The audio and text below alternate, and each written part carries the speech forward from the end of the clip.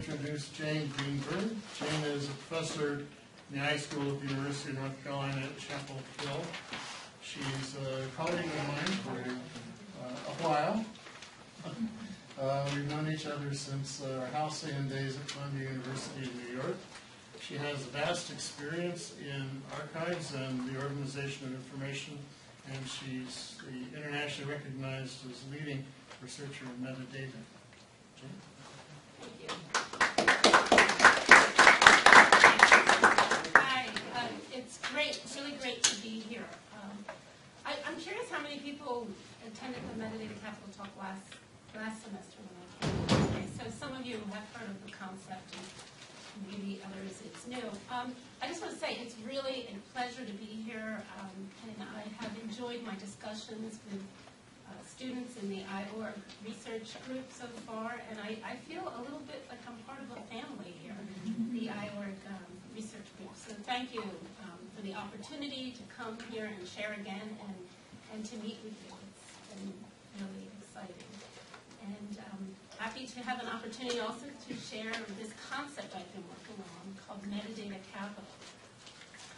So just a question for you is to just think for a moment before I dive into my presentation. This concept of capital, maybe jot down and take a mental note. When you hear the word capital, what is it that you think of? So, anybody want to be so brave and say a word or two, a key word? Washington. Washington. Okay. Yeah. I think of the means to do things. Stuff that you can barter with.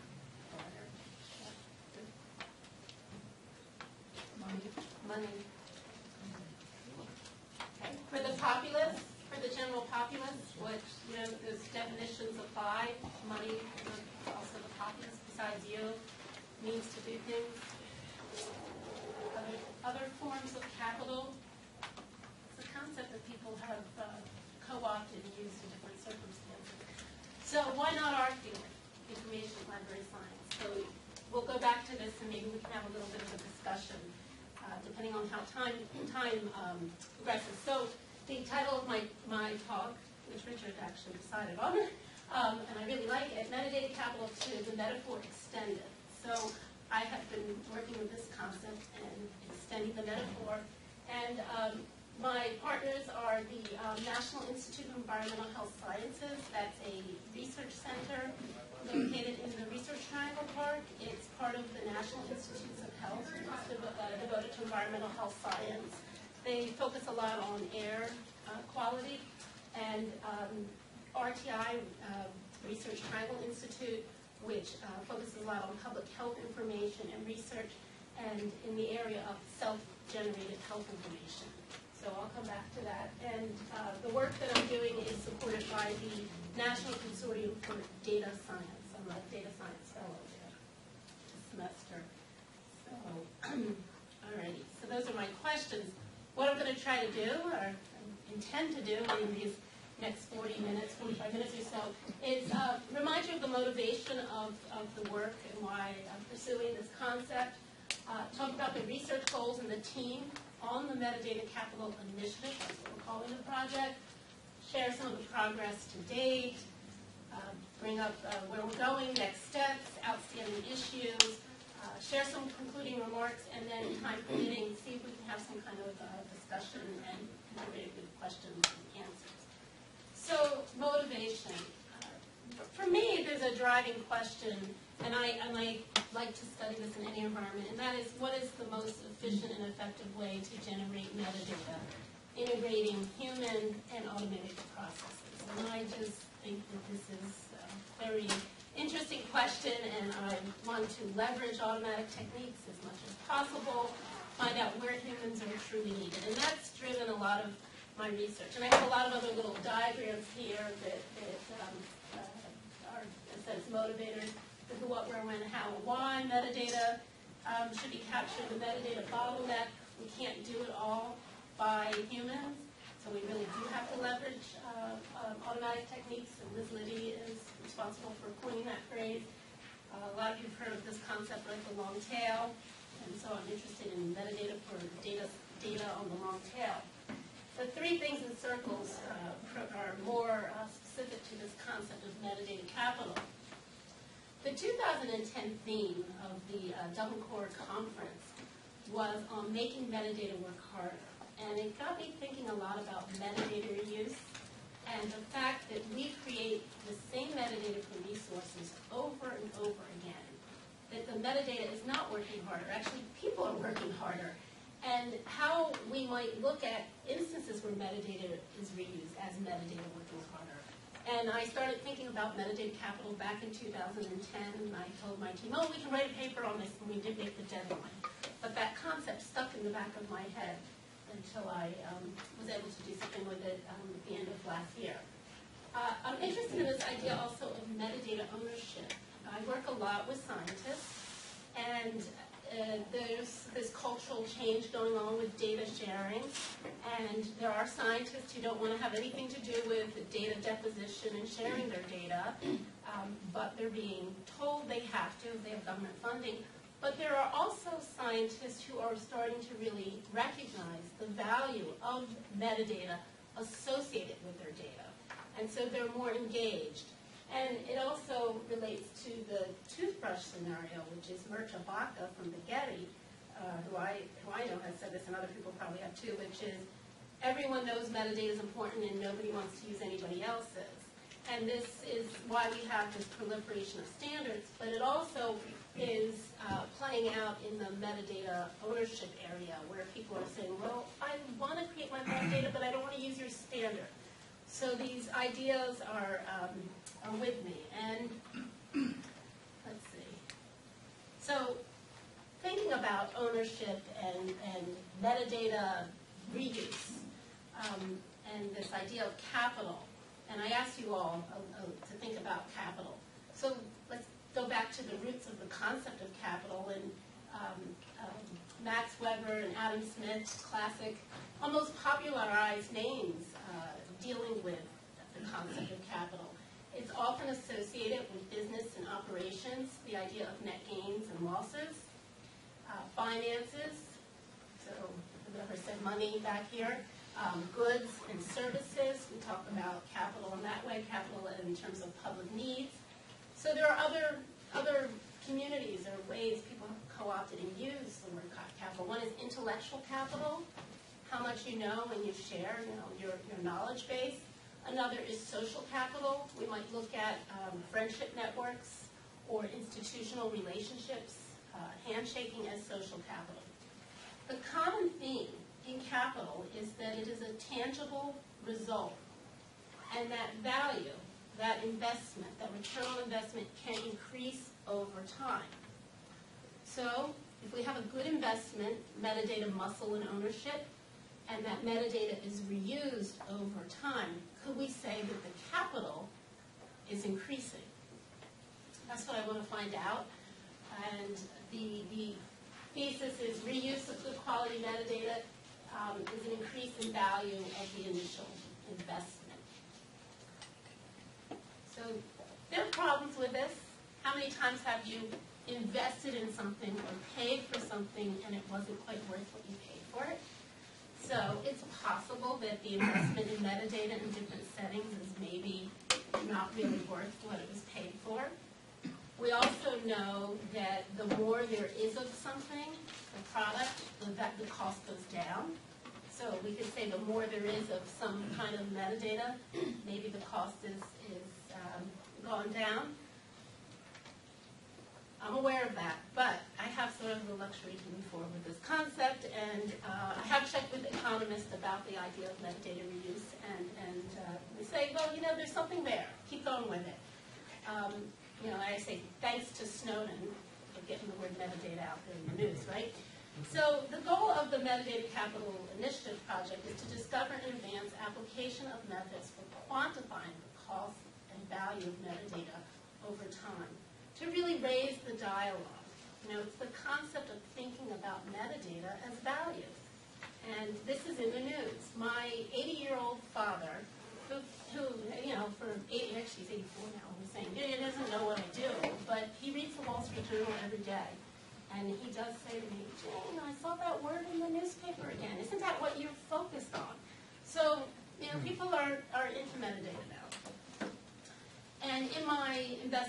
questions early on before I applied for the data science fellowship. I did, as I said, talk to several folks in the economics department to make sure I wasn't off my, really way off my rocker there. I did come up with this. I found what was called a capital sigma notation that looks at increase in value, and talked to them about how we could modify and actually study. So we actually have an equation that we're trying to figure out how to work with. So the abstract for my talk does mention 2 projects, and these projects, Dryad and Hive, I know some of you have heard me talk about it, maybe too much. These 2 projects have dominated my life, my research life for like the last, I want to say 7 years or so, since 2009, and I'm still with them. But they also served as motivators for studying metadata capital early on. And so I want to say just a little bit about these 2 projects, but then I'm going to move on to where we're studying it now in the actual initiative. So Dryad, I'm curious, how many people have heard about Dryad before? So a few of you.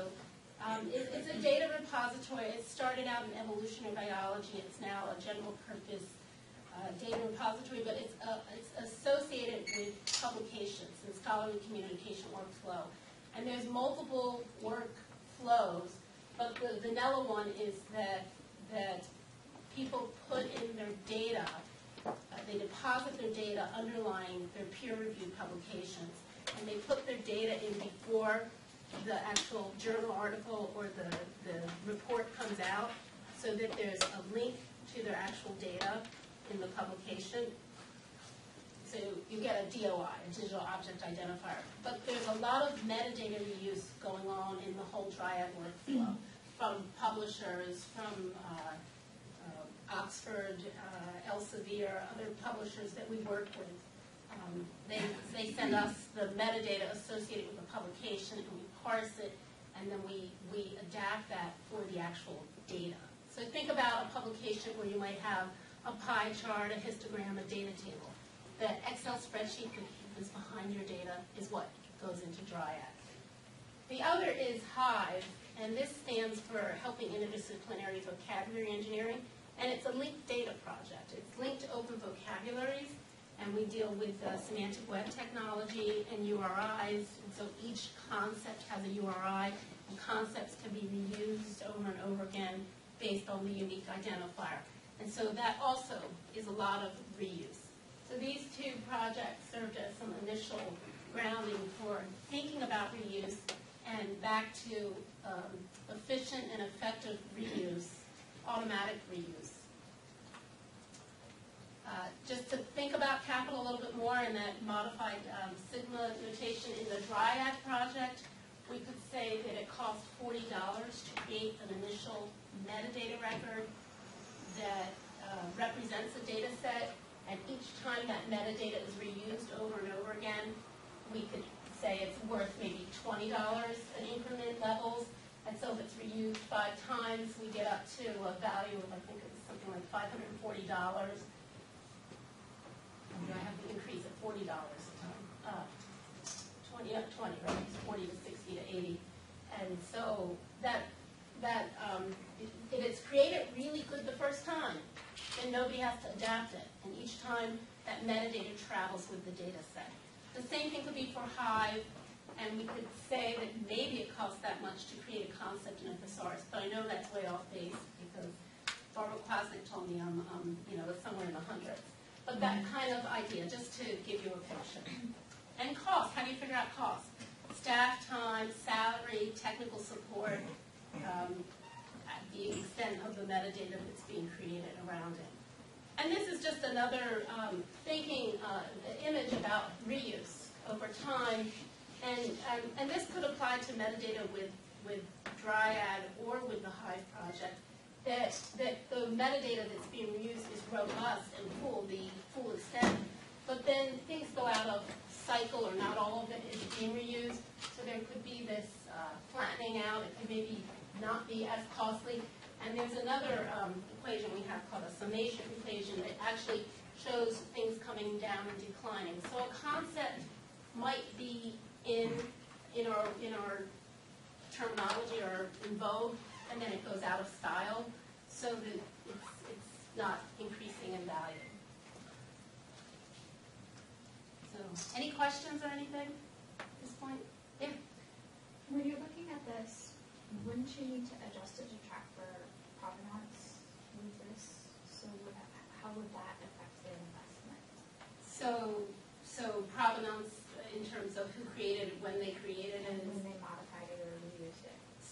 So you could look at provenance as adding cost, and that would be, we have really interesting discussions about what do we mean by capital, and so that would be looked at as, we've talked about it as enrichment, adding to the actual metadata, and so that's a really good question in that, these are really low-level basic examples like 20, 20, 20, or 40, 40, 40, but in one of these reuses, absolutely, we could say, sorry, okay, that's just all the metadata is being used, but somebody comes in and does provenance, or they add an extra subject term.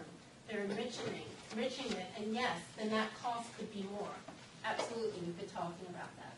So how we get that into the equation, we're not sure yet. But good question. Okay, so where are we today in the Metadata Capital Initiative? Again, the goal, I've said it already, but methods for quantifying targets, metadata. We're looking at metadata as an asset, as a resource, and it's contextual knowledge about data content. So it's a good, it's a product in some ways. And the two environments that we're moving forward in are the ontology development at the National Institute of Environmental Health Sciences, and I mentioned that already in the very beginning of my talk.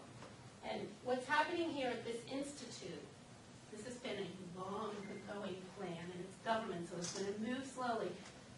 They want a serious, big controlled vocabulary. They use MESH, and a lot of you are familiar with that, medical subject headings. They used a few vocabularies that are produced by the EPA, environmental science vocabularies. But they have decided it is time for their own terminology. And there are RFIs now out there and calls for participation, and this is moving forward. So looking at building a serious national controlled vocabulary from the beginning and what are the costs is where we get to dance around a little bit in this project. And Becky Boyles is our collaborator. She's a data scientist at NIHF. The other then is the collaboration with RTI, and that is the self-generated health information. And I'm curious, any of you wear Fitbits? Anybody here? No? You guys know what Fitbit is? These things people are wearing to the gym to monitor, your heart rate and the miles walked and so forth. Actually, I go to the gym, my job, and it's really interesting. It's like people my age and older are all the people wearing them. Younger kids, not really. They don't care about their health. Although I did have my one son is eating his food and his brother's food weekly, and he's getting a little belly. So my friend said maybe you should put a Fitbit on him. I don't want to give my kid conflicts, but it's anyhow. So this one is. These are two really different projects, but we have this team getting together. I mean, building a controlled vocabulary is a huge cost. So from thinking about a concept and the cost of getting a concept in.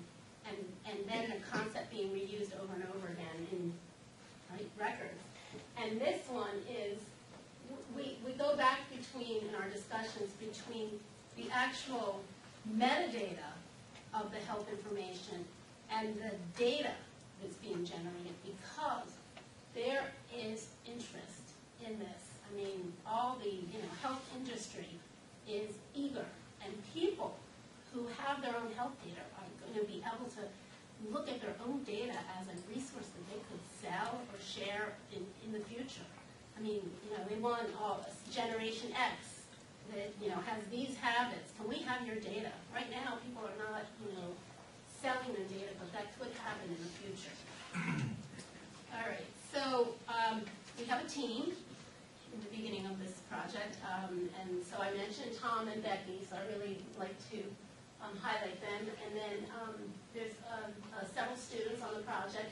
We have an economics doctoral student who's serving as the glue between me and an economics professor. And then the rest are still students, undergraduate, 2 graduate students, and then we have a software engineer who's joined the project. And so just acknowledgments to the team because we are, working together on this, and acknowledgments to the NCDS National Consortium for Data Science. So moving forward, progress to date. We have a Gantt chart, and steps have been outlined.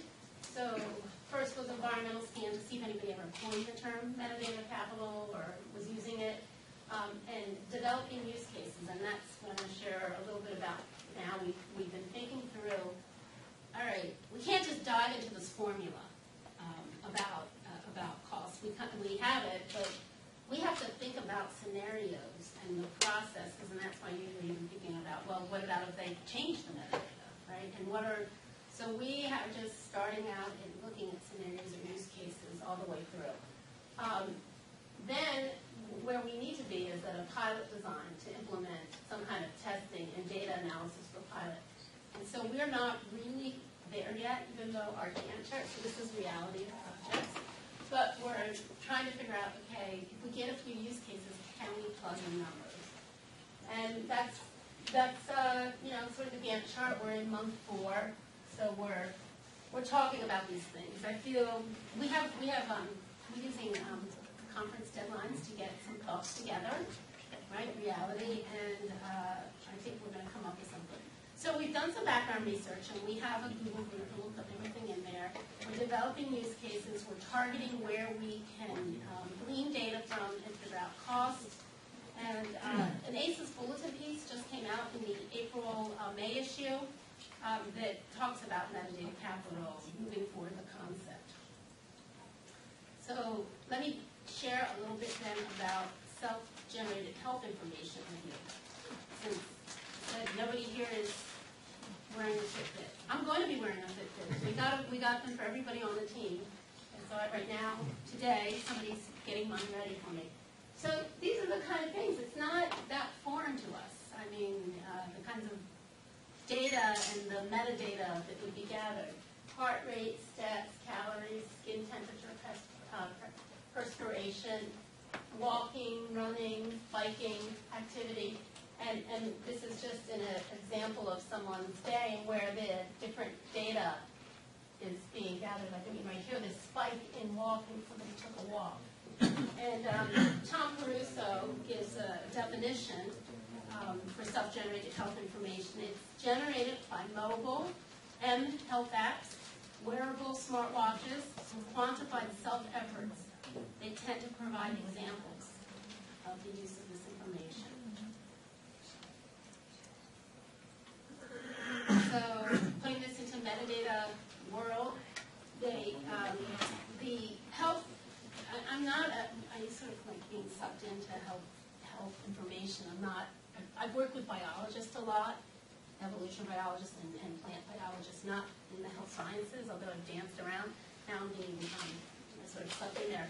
So there's a concept called the holistic API category, which are connections between health countries and mobile health. They sort of come up with these. They call them categories. I say, in our metadata, I don't know, KO people, we maybe could discuss this. Are these facets? Are they mutual? They're not necessarily mutually exclusive. Fitness and routine to me are, not really, but maybe we might look at them in some ways. So this is what the health industry is agreeing on. And then, I see my numbers got cut off. I think I had up to, let's see, there was up into the teens there. But this is just a small population. I want to say maybe up to 20-something, 21. Whoa, that touch, magic touch. But they don't touch the screen, Jane. Anyhow, up to 21. These are the vendors and brands that we've been looking at. And this is just a small segment of the mobile health. I mean, have any of you heard of Fitbits before? I mean, really, I can't tell. People are wearing, yeah, some of you haven't, some of you haven't. You look, now that you've heard, if you haven't heard about it until today, you'll start seeing, people are wearing, these, I made a joke that it's my age and older, but, I mean, I see people, these bikers and so forth, they're wearing them on their ankles, they're wearing them on their wrists, and they look like a watch, or they look like, you ever go to a conference and you get the conference proceedings on this thing that you can wear around your wrist? A UBS, but it's really it's modern age. So these are the brands or vendors that we've been looking at and trying to see what kind of, there, I have a picture too, thank you. Yeah, I have a picture somewhere down here. I should go, here we go. This is like, there are people like this, they get, like, people are getting addicted, like one's not enough.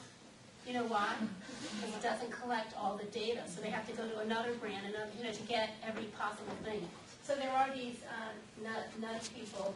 That guy just has one. That's just an image. That's part of our team. We need a new group shot because we have all new students on the project. We'll keep that going. All right. So here, so I said that's some of the data. So that was just this is just a clip from where we're gathering data.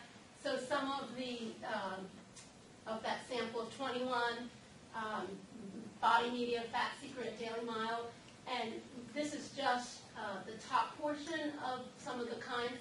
So we went back to those facets: fitness, routine, nutrition, sleep in the left-hand column. Under each one, there are about 8 to 12 metadata elements, and that we're gathering content for to see if that Fitbit type or mobile health app actually gathers that kind of data and has that metadata with it. And what we found actually is, I say Fitbit is a generic, it's kind of like Kleenex, but Fitbit isn't a brand. Fitbit is the one that is the best, gathers the most kind of health data. So it gathers it has about 39 different properties, metadata properties, and gathers that kind of information. They're all developing different versions, they promise to come out, like it doesn't have heart rate, actually it'll have heart rate. It doesn't have temperature or something, and it's going to come out with it. And so right now, the Fitbit claims that they're coming up with 3 new ones. But to know the full extent out there of the kinds of data that's being gathered, there are so we'd have to add the 39, the 42, and the 3. Well, I don't have that math figure, but we're over 80, probably 90 something different kinds of things that can be gathered. I don't have the full collection. So anyhow, Adrian, a graduate student, and Tom Caruso from the SGHI have been gathering this data, and I've been involved when I can. So it's really a team effort. I also wanted to say that Tom started this SGHI, which is self-generated health information. It's an XML standard that he's trying to push to these different companies. And the most popular kinds of information that's being gathered that's across these different applications is timestamp type, start time, distance, duration, calories, which is not surprising. Fat, fiber, not all of these applications are going to gather that. How they do it. You have to interact with them. All right, so use cases. Trying to figure out what the scenario is so that we can break down to cost has been really hard. And so here's one that Tom has led and championed with the self-generated health information. So a participant wants to assess the value of their personal health data and understand what metadata could increase that value. So there's preconditions that they have an account, that they work with SGHI, that they can get onto a system, that it contains info that is in the SGHI XML standard, and that there's metadata associated with clear, understandable metadata. And then here is a typical course of events. And actually, it's a little, it's kind of, well, I should have maybe given you like handouts of use cases. But, so I'm not expecting you to read every little piece here. But we just to skip ahead for a second, we've thought about this in this kind of actor action versus system response. this is an area where I haven't done research so much. I mean, I usually run like quasi-experiments or something. So this is really working it out this way. I mean, it's kind of like a cognitive walkthrough, those I've done, where you think about the process going. So you have these step 1, step 2, and what's going on. And, you know, from here, and we think of like a cartoon character, dollar signs, but what really is the cost of each one of these steps in the process? So we're hoping to get to there. So anyhow, primary actor, purpose, preconditions, typical events, which is that 1, 2, 3, 4 steps. And then input, where you have the SGHI and the metadata that needs to be added. The output is the value estimate and trying to figure out cost. And then the value estimate based on the SGHI. So,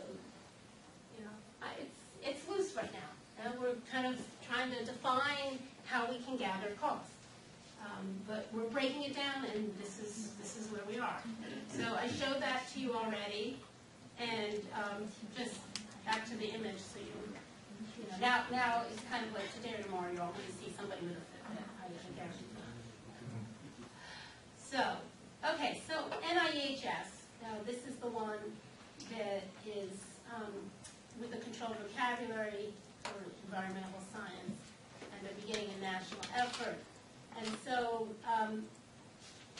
this is even further afield for me. I mean, with the Fitbit, I can sort of wrap my head around that, in that, I'm going to be wearing one, and, I do think about my calorie intake on certain days, like, oh, I ate too much cake or something.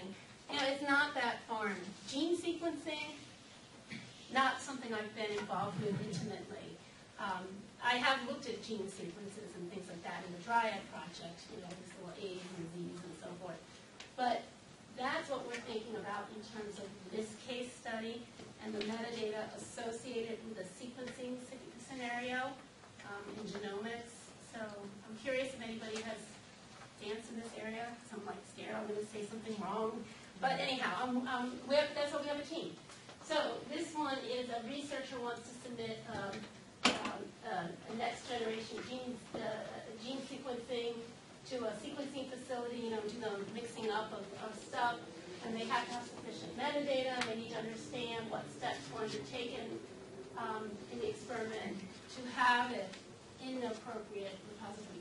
So even though our interest in this project is in a terminology, the vocabulary, we're starting out at the same level right now as the health information one, to get our heads around it.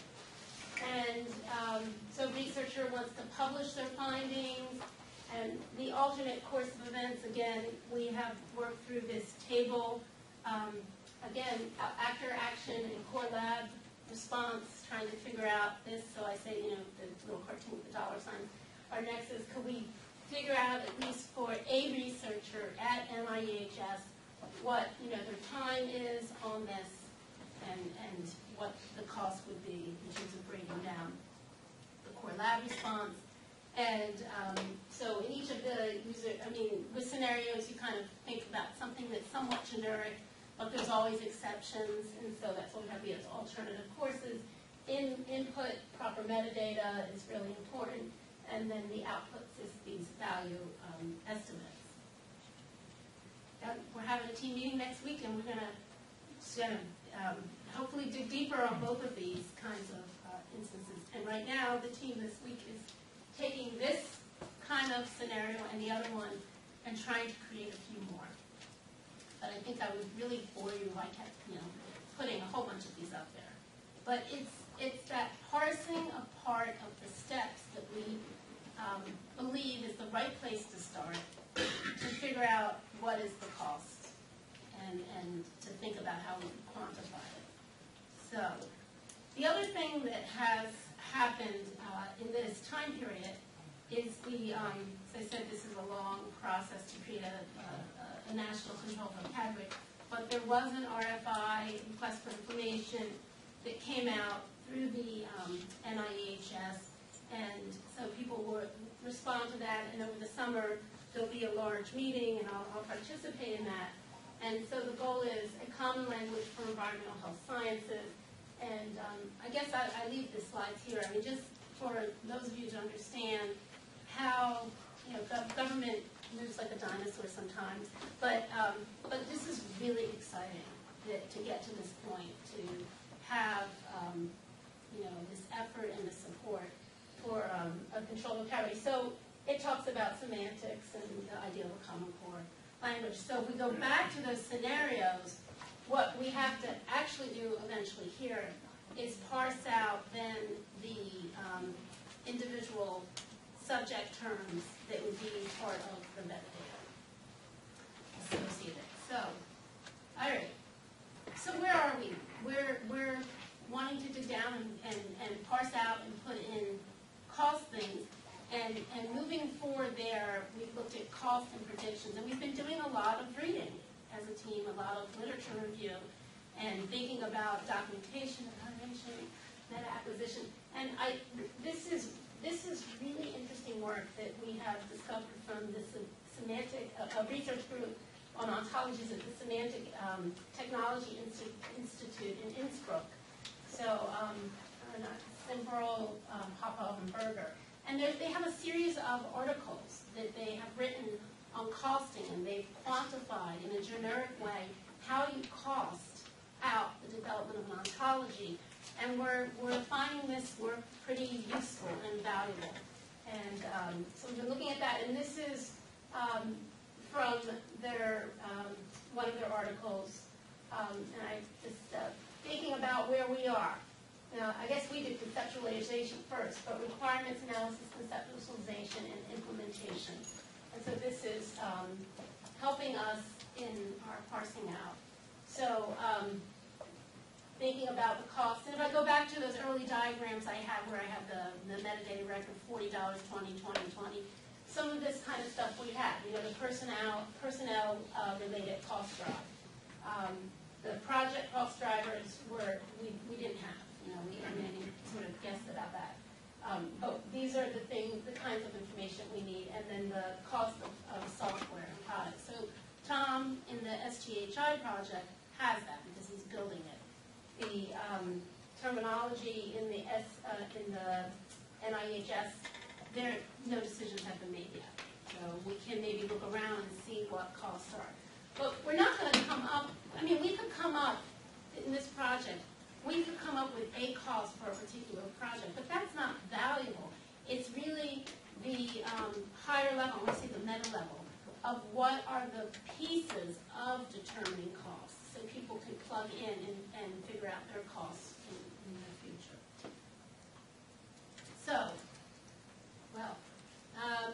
we're concluding remarks at this point of where we are. So there's interest, when I talk about this concept of metadata capital, people's, sort of see their eyes go like this. And the same for other team members who've been talking about it. Not sure there's traction yet. We don't have, hardcore evidence. We don't have numbers plugged in. There's a little bit of intimidation because, all of us on the team are kind of dancing outside our comfort zones. We looking at economics, Tom is health science, Becky's data science, and so none of us are economics folks, but we are at least having a link with them and so forth. But we're still moving forward on it. I really think that cost is something we should care about, and at the end, we're creating metadata. There is a cost. There's a cost to not creating it. There's a cost to creating it, it becomes kind of overwhelming because one cost for one scenario or situation is not going to be the cost for the next situation. But if we can figure out some meta-level ways to look at it, I think we can make a contribution and can elevate our understanding and people's view of the value of metadata. We have had lots of discussion. This team is not as spirited as other teams I've been on, and when I say spirit, I mean people disagreeing, which is kind of interesting. We're all really kind of a nice team and on the same page about where we need to go, and that's where we are. So I think I've already said it. Generic formula, an application, hope to come away with is, my sort of the goal thing is quantifying, but what we really hope to come away with is some kind of application, generic formula and a proof of concept in these two scenarios, where we can show how we've gotten calls and how it could be helpful. The project itself is, as I said, sponsored by the NCDS, National Consortium for Data Science. It's a one-year project. So, can't do a ton in 1 year, but you can move a concept forward. I think we're getting somewhere, and we'll see where it is. I might give another chance to share with you another update. So, so our outstanding questions is how can we, break this down? And I don't know if I took the full 40, 45 minutes. I think I got pretty close to it. I think what I wanted to do is, have questions from you, and also go back to this concept of capital and hear what you're thinking. I mean, do you think about capital in some other way today, or in our field with things that you're doing? And open it up for that. And I think that is actually my last slide. So thank you for listening to me as we work out this new concept. And let's open it up for some questions and discussion. And anything goes. So, yes, thank you. One of the few people I know in our field who became a millionaire is Eugene Garfield. Yes. Huge commercial interest in the products that he developed. Right. Did you think about capital when he was working on the per-term subject index for the ISI in that era? Did he consciously think of it, or did he analyze it in substantive ways like this? So that, I don't know, but it would be good to look at some of his stuff. I mean, Shara talked a lot about economics. I'm looking at the expert here. Malcup is sort of, the knowledge economy, so we've been looking at that, which Richard made me read, turned me on to many, many years ago at Columbia.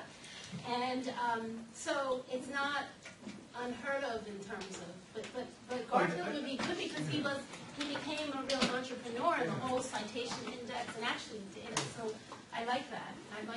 Yeah. He dealt with subject access in Yeah. a pretty kind of Yeah. awkward, mechanical way. I think that would be really good to look at it. There are probably a few folks around who know, not a few, probably a lot of folks, but I'm thinking of somebody like, Kate McCain at Drexel or somebody would be a good person to ask, what do I look at? So, yeah, thank you. Good. Yeah, Danny and then Kevin, and yeah.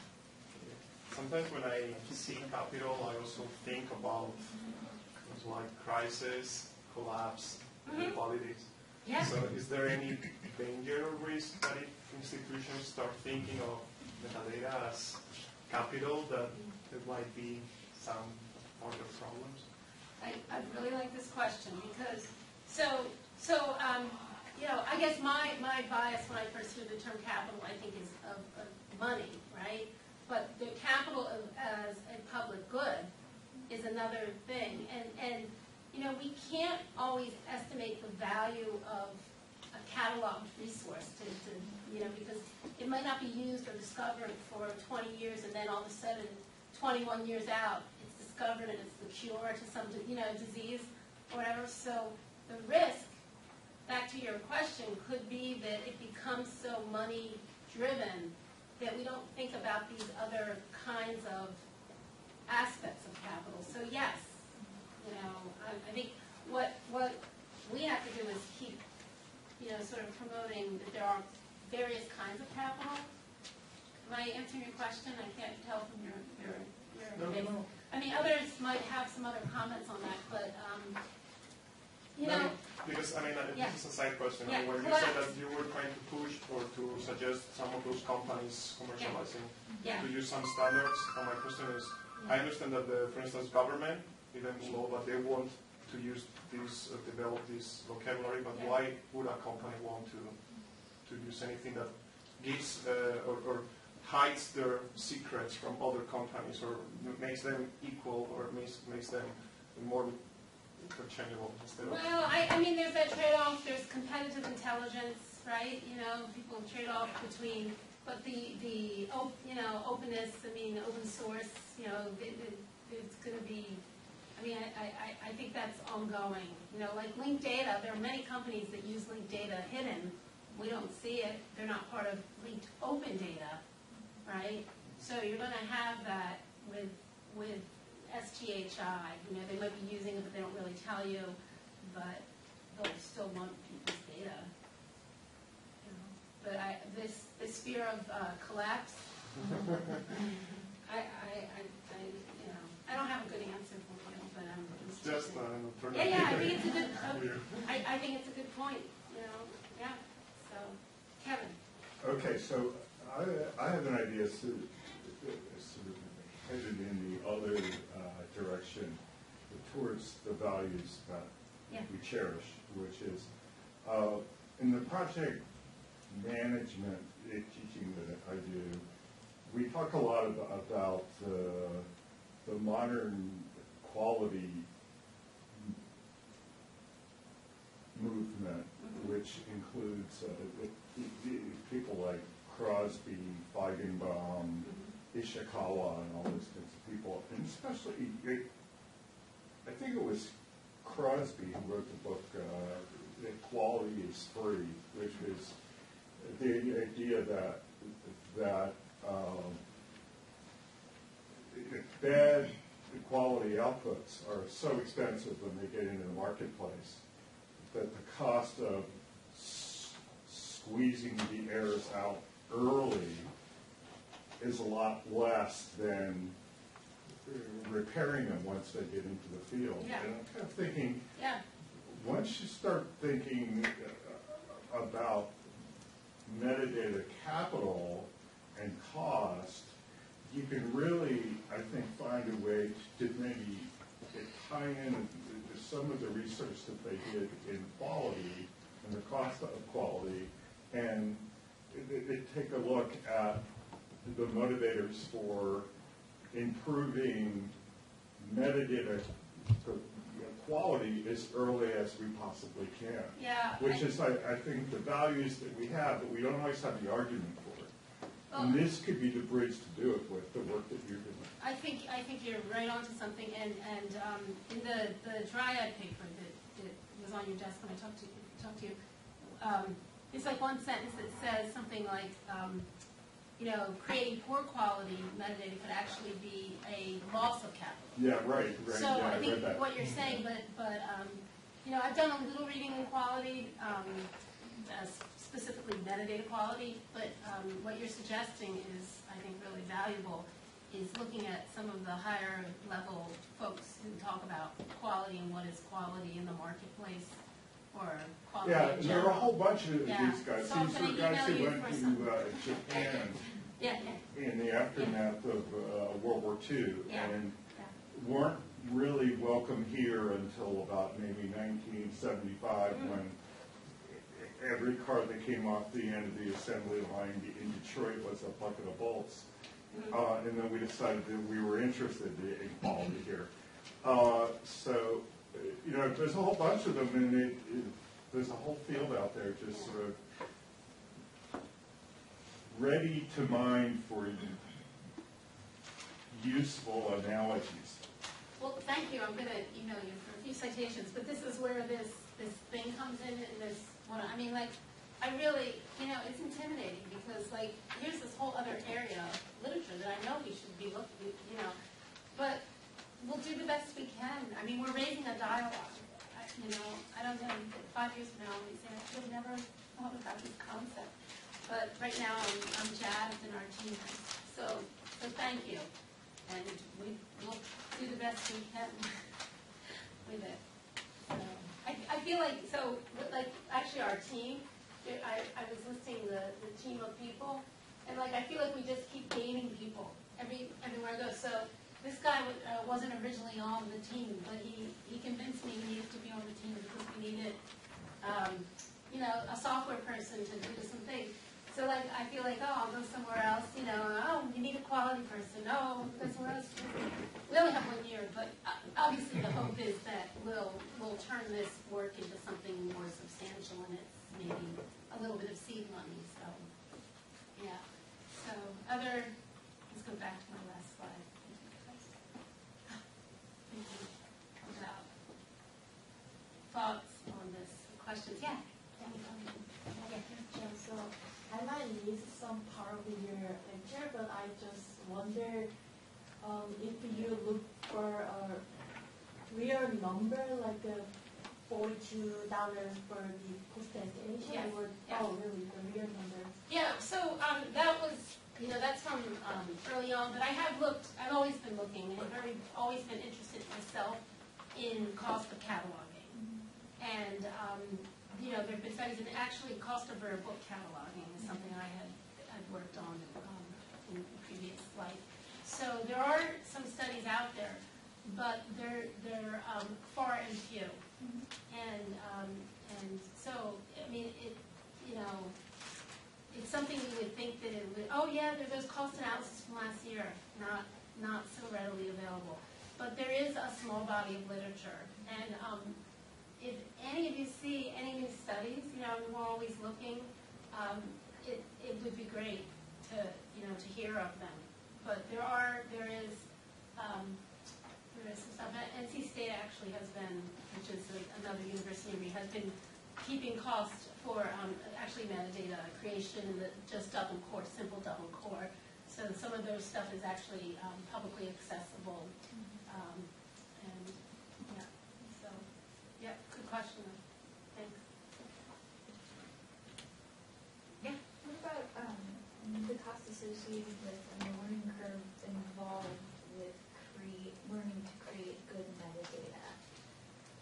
Yeah, well, I think there's a cost, we don't have that yet, but I think there, in earlier work that I've done, we did look at the differences between sort of seasoned catalogers and new catalogers and the time factor. So while I couldn't put my number on what's the cost, you could maybe figure out something with the time it takes a new cataloger to catalog something, or a new metadata person, as opposed to a seasoned person. How we would wrap our heads around this with, I like this question, how we wrap our heads, I'm thinking the self-generated health information. I could see myself being like a huge cost. I don't even have the thing on me yet, and I have to have somebody tell me exactly what to do. So the first few times I upload my data, the cost of my time is going to be huge. But, maybe a year from now I'll just be a whippersnapper, but, it's like part of my data. Like, I could probably do it while I'm talking to somebody on the phone. So I think we need to fold it in. And on to that, continuing with that, what about the training researchers to create their own metadata?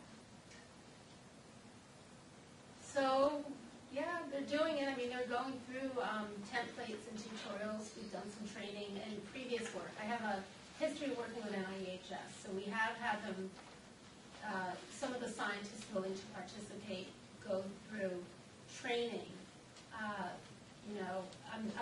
I'm thinking what we probably need to do is in those steps, the 1, 2, 3, 4, maybe there's I want to say a pre-step to add to that. We'll have to credit you about that. How to fold that in. I like what you're saying. I don't have an answer, but good. Yeah. I have to think about that more. Thoughts? Other thoughts? Do you have something to add? Well, it was, Yeah. it was following up on Yeah. what Laura. Yeah. Laura. Thank you. What Laura said. I want to take some notes, but I know this is going to be online, so I'll have to watch it again. This is going to be really easy. It just made me think of Yeah. The way I approach buying clothes, what you said about, so you've got your Yeah. new metadata person who's maybe takes this along and Right. then is doing snappings. When I buy an outfit, even if it's really expensive, I think about how many times I wear it the first time I put it on, maybe. Yeah. So like this was, I think this was $55 the first time I put it on. And Yes. I think I'm down to about $8. Right. So every, so. I actually I thought about the clothes scenario myself with this. So I'm thinking about our work in the first year's time. What we're probably going to have to do is like have this bin of next stage of research. So I could also see our team saying, well, yes, that's really important and valid, but let's go with the well-trained person for the original estimations in the first year, and then, sort of the outstanding things next year kind of thing would be, how do you do that? Or maybe there's, like right now, we're going through training of a dryad curator, to sort of figure out her hours. But, I thought about the clothes scenario actually myself with shoes more. It's worth spending a lot of money on a pair of shoes you're going to wear every day. So my Spanish sister, who Danny knows, she said, you spend a lot of money on a pair of black boots, but if you're going to buy red boots, you better buy them cheap. The black boots you're going to wear a lot. If you picture Eva saying that. Eva, this is for you. Yeah, excellent though. Point. Oh, I love all you guys' questions and comments. They're great. Thank you.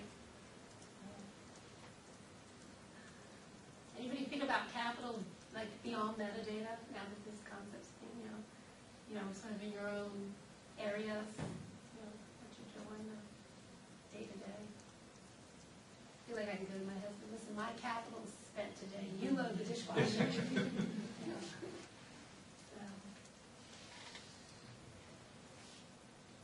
Laura's half raising her hand. Another thought. She's thinking.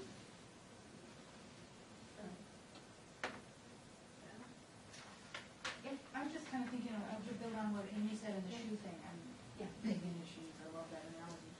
You use it the first time, like you said, there's a high capital. It costs a lot, and as you keep going, it costs less and less. But then there has to come a point where it flips and it starts going up in the other direction. So it's costing you, it's paying you. And is that part of the formula, or is it just something down the road further? So I have to think about this a little bit more. You're saying, so there's a cost, and it's the initial cost, and it's being reused, and so it's kind of increasing in value, but the cost is less. And then it gets to a point where the reuse could cost more again. No, not more again, but it can turn into, instead of you having to pay for it, it's paying you, sort of. You're making actual money. Yeah. Yeah, I think, maybe I gotta look at Garfield more. I could see, you're perfect. You come full circle. No, but I can see, right, there's some money-making activity. It would have to flip after a while. Right, because you reach the threshold. That's the book advance model. So you get an advance to write a book, and if it becomes a bestseller, if it doesn't sell, then the publisher loses money. But if it becomes a bestseller, then there's royalties. I like it. Actually, but you made me think about there could be new extended costs.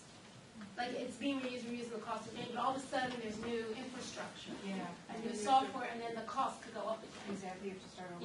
So you start again, right? Like your boots need a new sole. Those things happen, but I like it.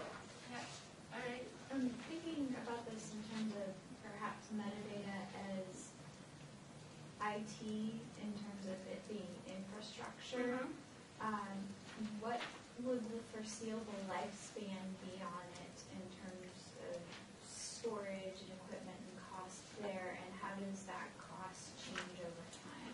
Well, the cost change over time could go more into what we're saying, but actually, we did think about that, and early on when we talk about cyber infrastructure kinds of things, and what's the cost of the sort of lay of the land, and that's, the bare bones, and that has to come out of this, somehow, but we can't figure out cost for every environment, but we could say at NIEHS to start this project, here's what that budget line is, and for the self-generated health information, since Tom has overseen that, he has some ideas of what his costs are.